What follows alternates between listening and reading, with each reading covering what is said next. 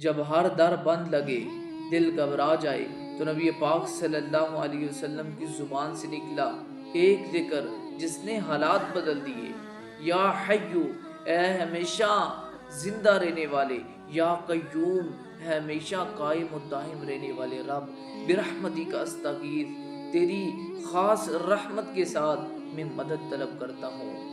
اصلح لی شأنی کلہ، اے اللہ تعالیٰ میرے سارے کے سارے کاموں کو درست کر دے، صحیح کر دے۔ ولا تکلنی الی نفسی طرفۃ عین، اور ایک لمحہ کے لیے بھی مجھے اپنے نفس کے حوالے نہ کرنا۔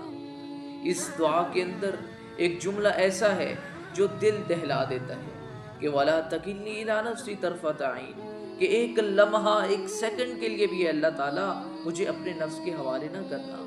یہ کمزور عقل، یہ نفسانی خواہشات، یہ نفس امارہ کے حوالے اللہ تعالیٰ اگر تو مجھے کر دے گا تو میں گمراہ ہو جاؤں گا۔ اے اللہ تعالیٰ تو ہر لمحہ میری رہنمائی کرتا رہے، میرا کنٹرول تو ہی کرتا رہے، مجھے تو ہی راستہ دکھلاتا رہے، مجھے اپنے نفس کے حوالے نہ کرنا۔